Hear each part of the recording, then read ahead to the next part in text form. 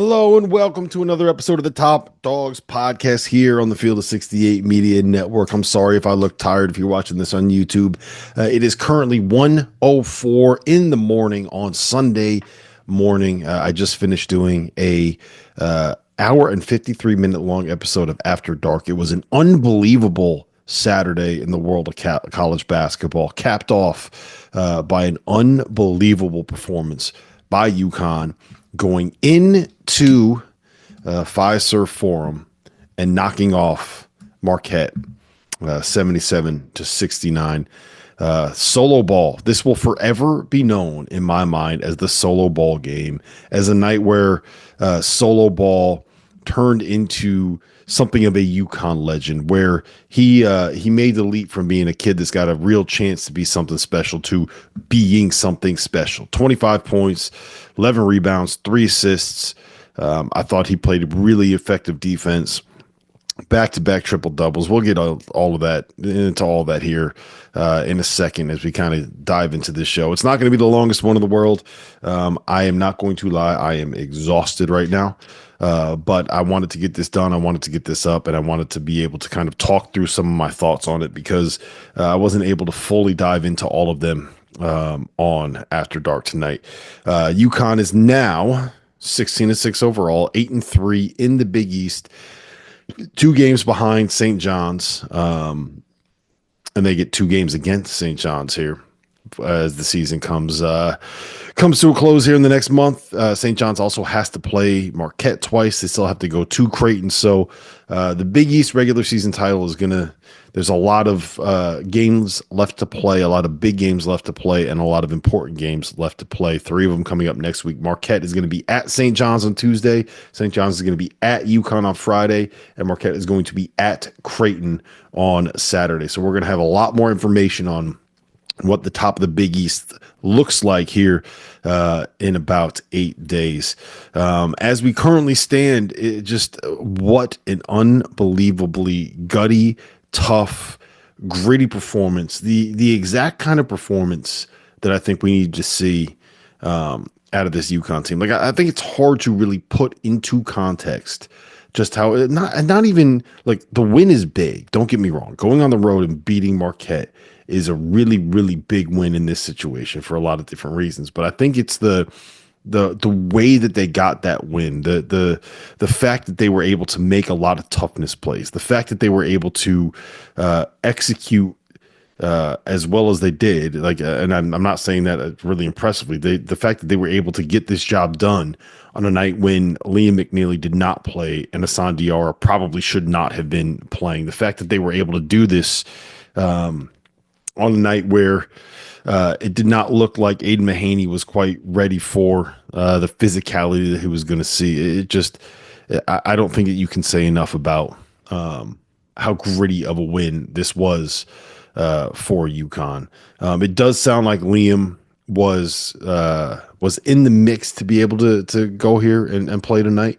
It does also sound like they're more worried about the long-term stuff. I think the thought process was if he plays in this game and re-aggravates something, it probably won't matter because even if he's there, we might not really have the best chance to be able to beat a Marquette, whereas he will have 6 more days to be able to get to 100% to be able to play St. John's at home, which is a win that is as, if not more, important than the win at Marquette. So I think that they were looking for the long term. They were looking for the big picture. They were thinking having him in March is more important than having him on the Saturday night and the first night of February. And that makes sense to me, especially when Solo Ball decides to have this kind of performance in this kind of night.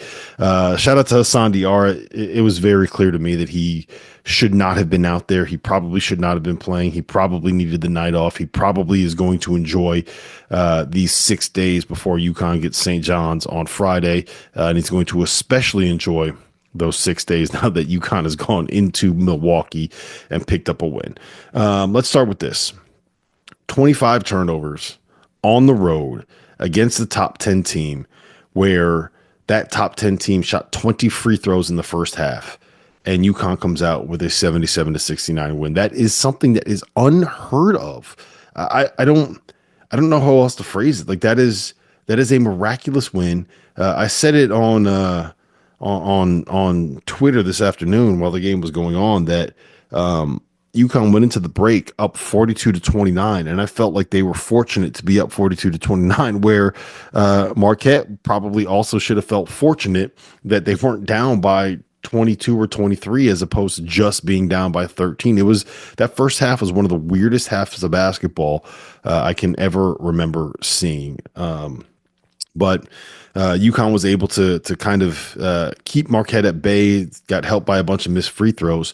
And then in the second half, it felt like every single shot that Solo Ball took was a big shot. And every single one of those big shots that he took ended up going in. There were a couple that he made off the bounce, and he was able to create space for himself. He ran off a couple of screens, but every single one of them felt like it came as Marquette was getting ready to make a surge to find a way to be able to get back in this game and kind of make a run. And that's not something that I'm gonna forget anytime soon. That's gonna be one of those ones where you watch those highlights, you watch those 3-pointers, you watch all that stuff multiple times over and over again on YouTube, because it was just such an impressive shot, the display of shot making. But more than just the shooting, right? I think that this needs to be said. More than just the fact that he was able to get those shots to go down. That's back-to-back double-doubles now for Solo Ball. That is back-to-back games. Well, I'm sorry, not back-to-back, but back-to-back road performances where he had double-doubles. Back-to-back games where he was able to make sure that UConn ended possessions, where he was making up for the fact that their best defensive rebounder in Liam McNeely was not on the floor.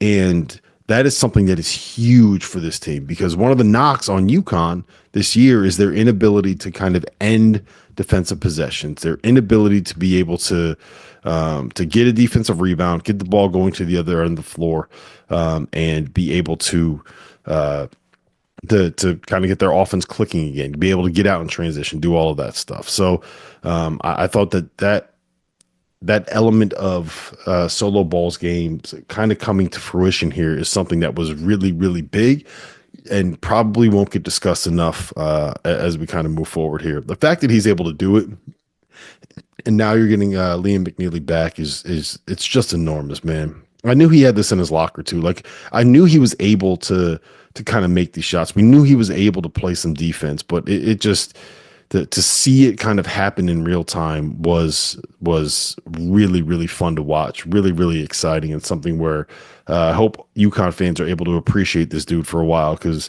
he keeps doing stuff like that. He might not be in stores for too long.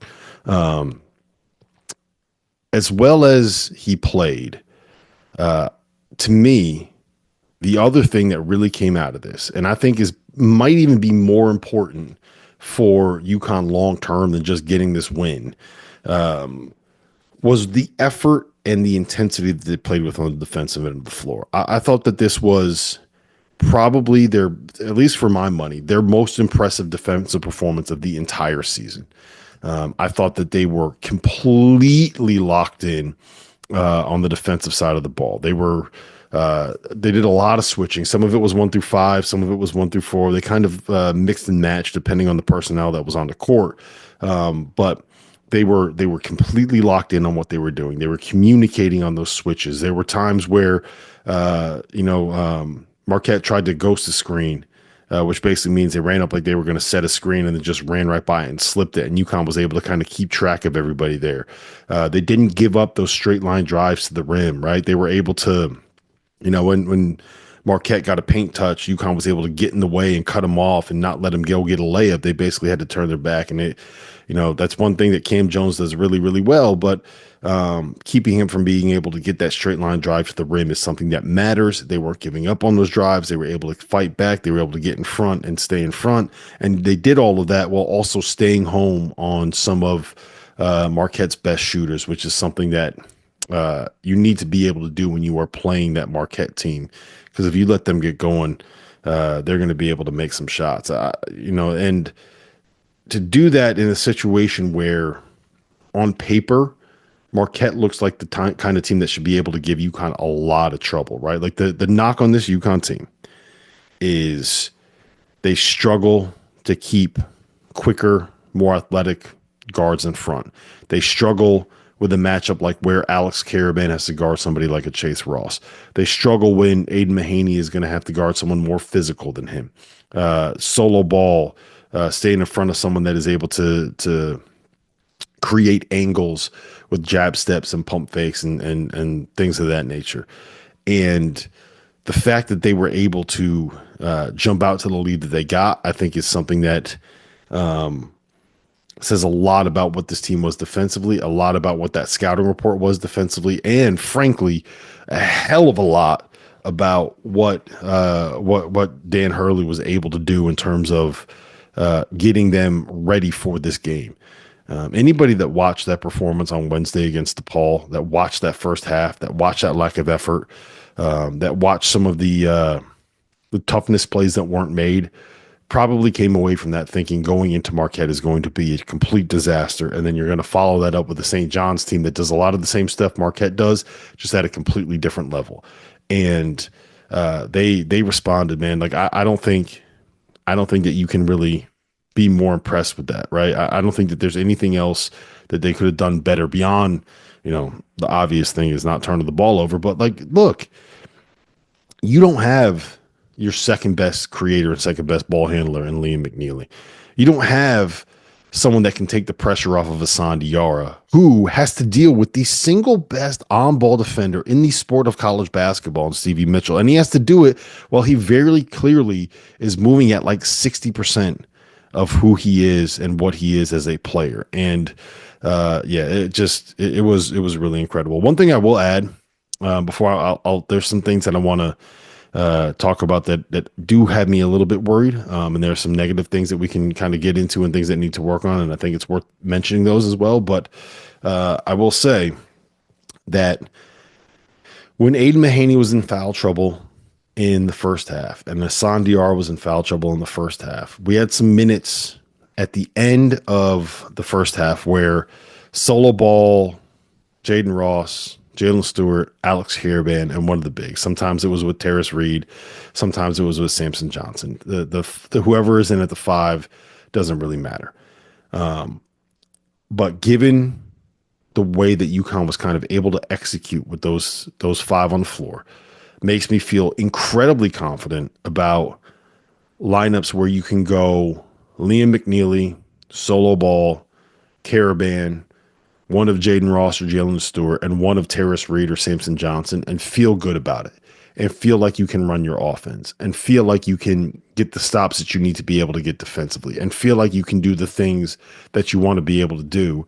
And oh, by the way, all of a sudden you have three big wings in there that can all really guard. And all of a sudden you have a guy in Liam McNeely that can be your point guard and your distributor and your guy that can get into the paint and create stuff for other people.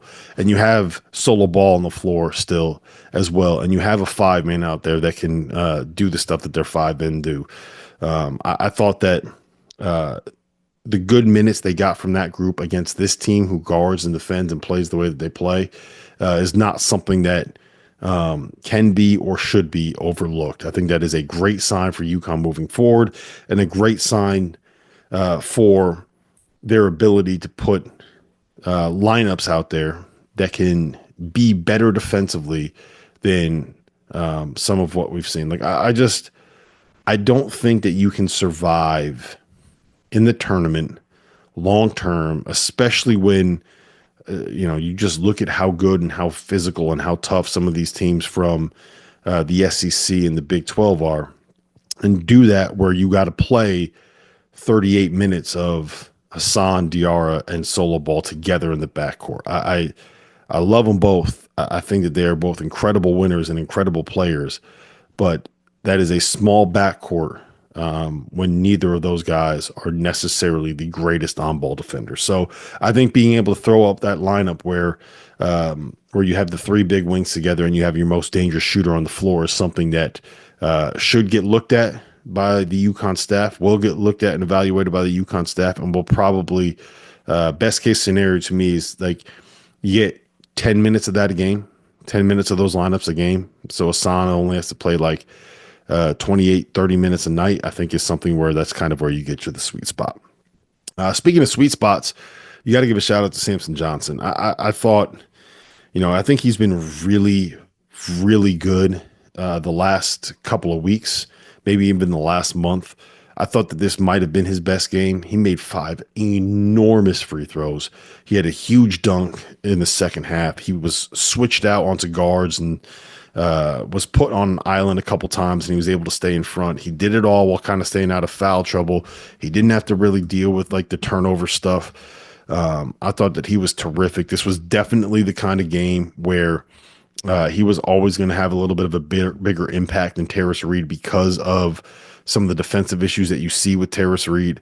But being able to get Samson Johnson out there while also knowing that somebody like a Solo Ball can kind of pick up some of the slack on the defensive glass was really big and really important. And I know that the UConn faithful kind of have maybe a love-hate relationship with Samson is probably wording it too strong. But I do think that he can be a guy that is a little bit up and down, a little bit polarizing. But I want to give him his flowers because I think he's been fantastic for the last couple of weeks. If you haven't heard by now, we have partnered with BetMGM Sportsbook. We're going to be using BetMGM lines to make all of our picks, and we'll have special offers for the listeners and the viewers of the Field of 68 throughout the year. If you haven't signed up for BetMGM yet, you can use bonus code FIELD, and you will get up to a $1,500 first bet offer on your first wager with BetMGM. The best part, all you need to do is deposit and bet $10 of your own hard-earned money to be eligible. Here's how you make it work.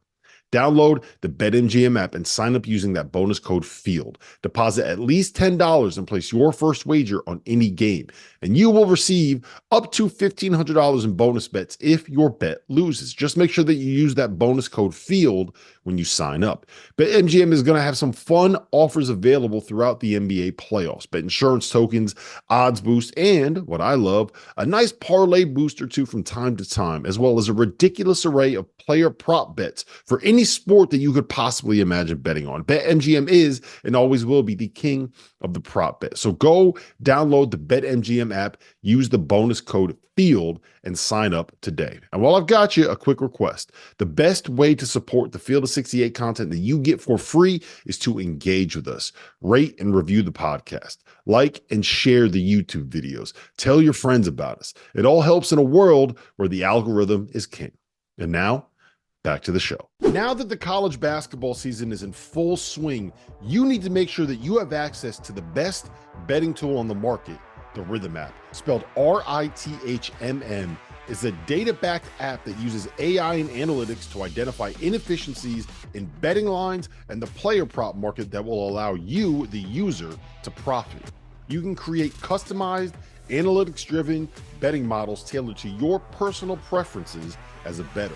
Users have access to up-to-the-second against the spread data. And if you're like me and you understand pictures better than numbers on a screen, Rhythm's internal trend analysis provides you with the kind of graphs that will allow you to evaluate past results and project future performance in a visual way. Every Division I college basketball team is included in the Rhythm's metrics. Free subscribers to the Field of 68 Daily will get 25% off for a Rhythm subscription. Use the QR code on the screen to sign up or download at the link in the description. All right, let's get into some of the negative stuff, some of the things that I think can be coaching points, some of the stuff that I think needs to be worked on. And the biggest one to me, the single biggest one is like toughness plays. You know, we saw that look into the huddle. We saw that timeout where Dan was basically saying, why do they want it more than us? Why are they more desperate than us? How are they more desperate than us? I think is what he actually said. And then you hear Kamani go, oh, which one had me cracking up that's what they called on TV. And two, I think is exactly where I think this team needs to be able to improve and develop, and where the staff should be targeting in the offseason is toughness stuff and toughness plays and physicality plays. But I that's to me the red flag right now. So there are three that I kind of highlighted, three moments that kind of where you could really see this isolated and kind of stand out. The first was Terrace Reed gets an offensive rebound, right? And he's got a shot at the rim, and he kind of gets forced out of bounds a little bit, and the ball off the backboard rolls around the rim, falls out. It's 42-20 at this point. I think there's 2.5 minutes left in the first half, and you come down to the other end, and Cam Jones bangs a three, get a stop, bang a three, get a stop, bang a three. I think it was Chase Ross on the last one. All of a sudden, it is a 13-point game at halftime instead of having a chance to go up by 24 there with 2 minutes left. Next one, Stevie Mitchell beat Samson Johnson to a loose ball. The score was 49-35. UConn had a chance to be able to get that loose ball and come down and push lead back to 17 with about 15 minutes left. And instead, Stevie Mitchell gets to the floor, low man wins. He wanted it worst, kicks the ball out to Chase Ross, boom, bangs another three, cuts it to 11 again. On literally the very next possession, there's a loose ball. Caravan gets beat to it on two different occasions. And eventually, one of them was a jump ball. On the next missed shot, the Marquette had possession, and the next missed shot, again, Caravan gets beat to the loose ball. It ends up with David Joplin, who bangs home a three, and that cuts the lead back down to, I think it was 11 again. It was 56-43. There were two offensive rebounds, at least to a foul. Like, it is those hustle plays, those 50-50 balls, those loose balls. That was something that you didn't have to worry about the last 2 years with this UConn program and this UConn team. It was just an assumption that this team was going to get to the floor first, was going to get those loose balls, was going to pick that stuff up. And that's been a little bit of a constant thing for this team, and a constant thing for this group is ending possessions. And I've said it a lot over the course of this pod and over the course of the season, but ending possessions is something that's huge in the sport of basketball. And that's just one thing where I think UConn has to put in some real work and put in some real evaluations in the off season, because you need that guy whose entire mission and entire goal in life is to get every single loose ball. Steph was that. AFJ was that. Andre freaking Jackson, who was in the building, right? National champion Andre Jackson was there. National champion Cam Spencer, another guy who checks that box. He was there.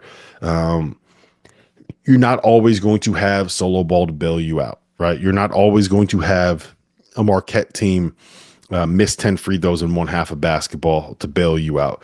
You can't give up 17 offensive rebounds and turn the ball over 25 times. That is too many extra possessions. That is too many extra shots. That is too many extra chances for teams to be able to beat you. And it's honestly, like, I still can't believe it. 17 offensive rebounds, 25 turnovers, gave up 20 free throws in the first half, and UConn won a game where they were basically in control throughout. Impressive. I'm impressed. I really can't believe it. So and honestly, that's it. Like, the turnovers, I think, is just a byproduct of the injury situation, how banged up they are, and the team that they were playing. I think that it will get better. They're going to turn the ball over some against St. John's, but I think that it will get better against St. John's. Hopefully, I will have a podcast during this week where we can connect with somebody from St. John's to give a full preview of that game, because I can't wait. I think it's going to be an unbelievable basketball game. The last thing I'll just say is this. I do believe that UConn is national championship good offensively, right? I do believe that outside of probably Alabama, Duke, and Auburn, that UConn playing their best game offensively, right? Doesn't really matter what they do defensively. If they go out and they play their best game and you get this kind of performance from solo ball, and Liam McNeely gives you one of those like 26-7 with no turnovers kind of performances, and you don't have to struggle with injury with Asante. Like, if you get the peak offensive performance from UConn, I think that there may be 3 or 4 teams in the country that they can't beat, or they're going to have to rely on getting some stops and making some plays on the other end. I think that it's something where when you get McNeely back and you can give some of these other lineups and you could give some of these guys a rest and you're able to get more possessions where there's less opportunities for missed shots and runouts. And all of this stuff, I think, just raises the floor of this team. And we've already seen what their ceiling is going on the road and beating a Marquette team like this. So I don't think it should be undervalued.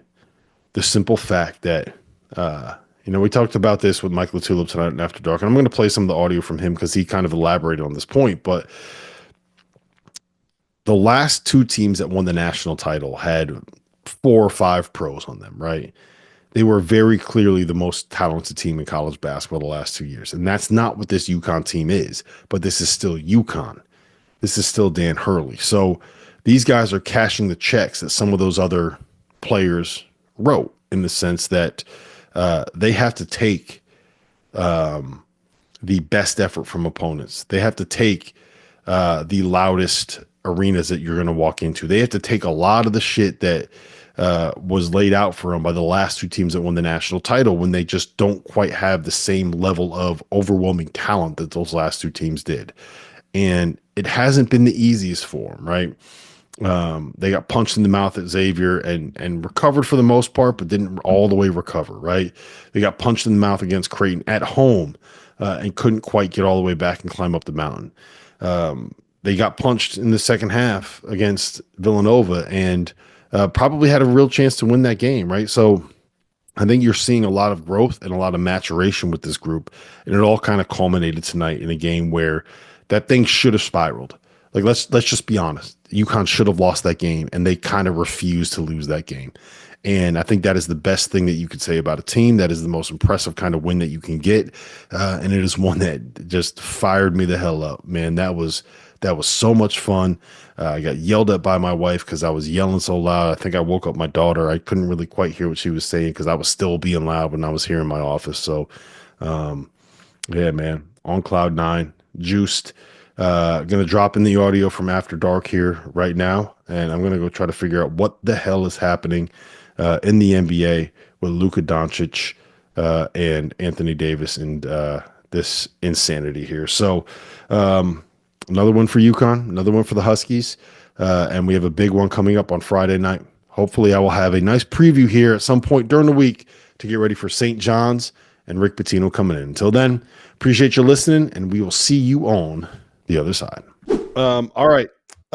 Now we're going to get to my favorite portion of the programming. We're going to get to the best portion of the programming. The UConn Huskies. Put that hat on, Goodman. Put the hat on. Oh, it looks so good. Put it on. Put on that UConn hat, Jeff. Put it on. Yeah. UConn. UConn goes on the road to Marquette, wins 77-69. LaTulip, I'm going to you first on this one. I solo ball, I don't know what else you could say. I think every shot that he hit in that game felt like, oh, God, please go in. Oh, God, please go in. Oh, God, please go in. And then ended up going in. What do you make of this performance from UConn without Liam McNeely? I'm Luka Doncic just got traded for Anthony Davis. What? No, no. It's got to be fake news. Fake news. I know it isn't. No, I just got the Shams. Yeah. The Dallas Mavericks are trading Luka Doncic, Maxi Kleber, and Markieff Morris to the Los Angeles Lakers for Anthony Davis, Max Christie, and the 2029 first-round pick. What? Holy shit. What? Whoa. What? So I figured that was worth. I figured that was worth. I didn't even know if you asked me the question, Rob. I did. Okay. I love that we put this on, and then Dagan brings up the box score on the bottom for UConn 77, Marquette 69. Let's go. Come on, LaTulip. Let's go. Yeah. No, I want to break down this trade. Forget about UConn. Come on. Well, yeah. No, I need to process this trade. LeBron and Luka.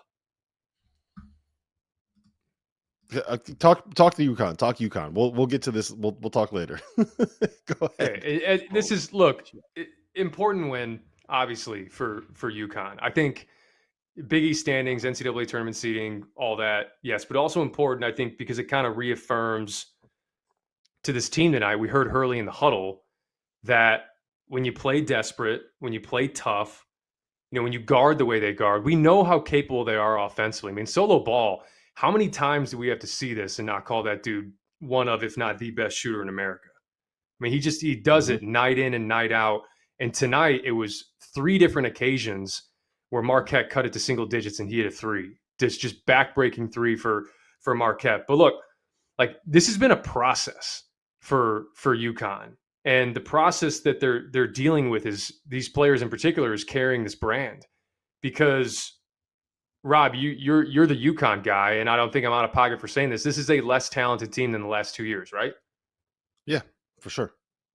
I think that's not an insult either. The last couple teams had like 5 No, it's pros. not. Yeah. But my point is that every single night they are up against it because the brand is still the brand. So you are teams, when they beat UConn, it's still beating UConn, right? If you beat Dan Hurley, it's still beating Dan Hurley. And that is a lot to carry for a team that's less talented than those teams those last 2 years. But tonight it was from the jump, man. Like, from the jump. They obviously made shots, but they were so disruptive defensively. Marquette beat them to some 50-50 balls throughout the game, but for the most part, I thought they were the tougher team. And you can see just from that matchup in general, this is why everybody loves the offense and scheme that Dan Hurley has offensively. But the teams that fall into the trap of Marquette are the teams that go high ball screen all game, that just run vanilla offense.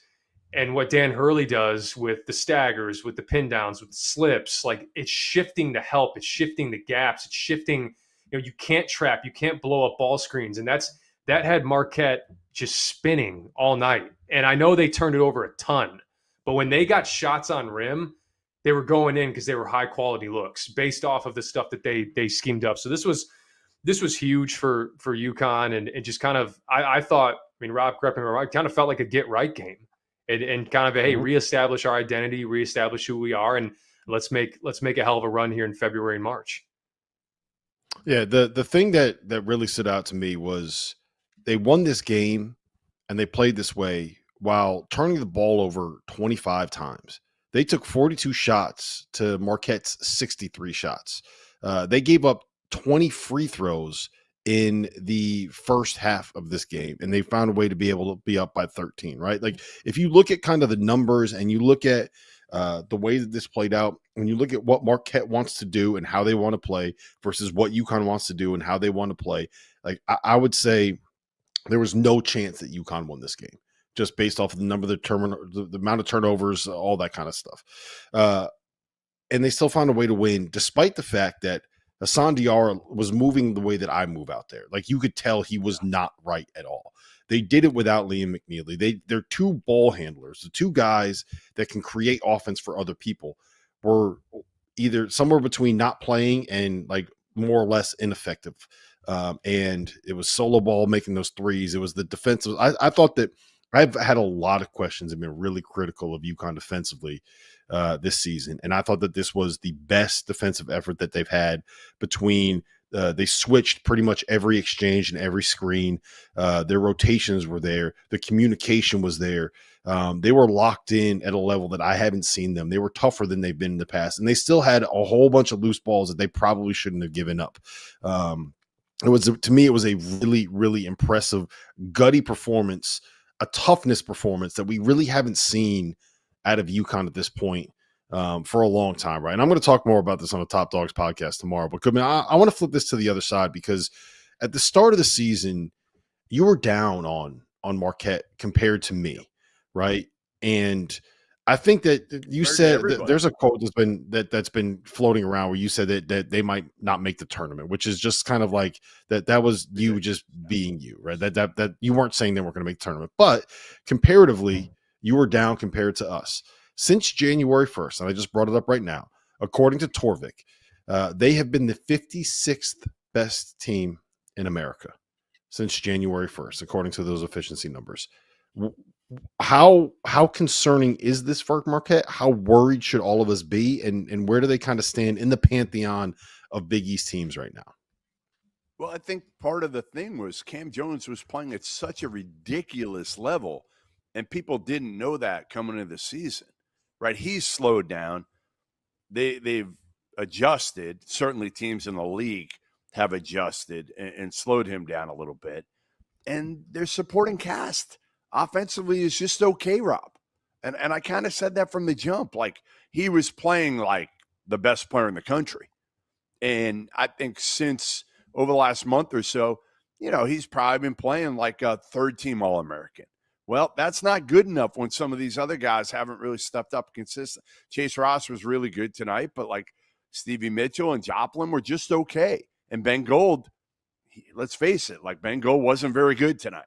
So, puts so much pressure on Cam Jones, and I just don't know. It's a long year, and I feel like he's kind of feeling the effects of having to carry this team all season long. Yeah, he's become the focal point defensively, Mike, and that is a tough thing for anybody to kind of carry. I'm gonna put it to you here.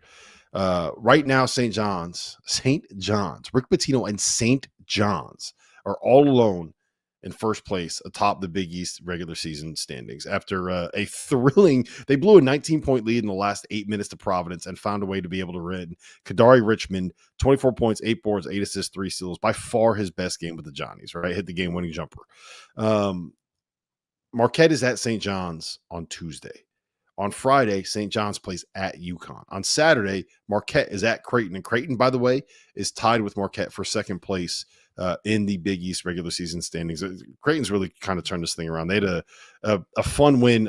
Stephen Ashworth banked in a corner three somehow to be able to beat Villanova at Villanova. But where do you stand on the top of the Big East? Does it still run through stores?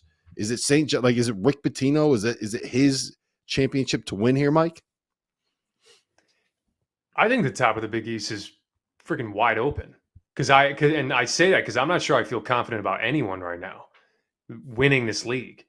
Because I think there's concerns. You can go through each one. St. John's, Marquette, Creighton, UConn. I mean, I have concerns about all four of them if you talk about winning the league over the course of these next 9 games. But I mean, St. John's today, they play such a fascinating brand of basketball because as much like every time we think of really good defensive teams, we think of slow pace, and they play a very hectic pace offensively. And what's interesting is like I was trying to think of a team to compare St. John's to, and the team I kept coming back to was the 2017 South Carolina team that ended up going to a Final Four. I mean, it was like Sindarius Thornwell and PJ Dozier, and they had really good like positional size, and Chris Silva, and they were athletic and they guarded. They couldn't really shoot very well, but they dictated the game with their strength and their athleticism. I mean, that's kind of who they remind me of. But you can see there's points in the game where, Abdur Rahim was insane today. I mean, he stepped up in such a big way. And you could see, like, if you make shots against St. John's, it really puts strain on them. And the one thing St. John's does defensively better than any team in America is they will force you into shots that you don't want to take. I mean, the last 4 seconds of the shot clock, they force more of those shots than anybody in America. And if you're shooting in the last 4 seconds of the shot clock, odds are it's a shot that you don't want to take. And that's how they do that. Over the course of 40 minutes, we saw it in the Xavier game. We saw it again today. Like, you need 40 against St. John's. So, I mean, all 4 of these teams, Marquette showed there some warts tonight. Creighton is probably, I mean, St. John's obviously probably in the best spot, but I mean, Creighton would be the next team that you feel like is surging at the right time compared to the other two, right? Mm-hmm. Yeah. I can't wait. Hey, Rob, I can't wait till that game we're going to at the Garden, UConn St. John's in about 3 weeks from today. Sunday, February 23rd. It's going to be a fantastic weekend in New York when it comes to basketball, where you're going to get Duke, Illinois in the Garden at 8 o'clock on a Saturday night, and then UConn, St. John's in the Garden at noon on a Sunday. I wonder how many fans are going to go to both games and wake up and still be drunk from the night before for going to the game on Sunday afternoon. Hopefully that won't be Jeff Goodman.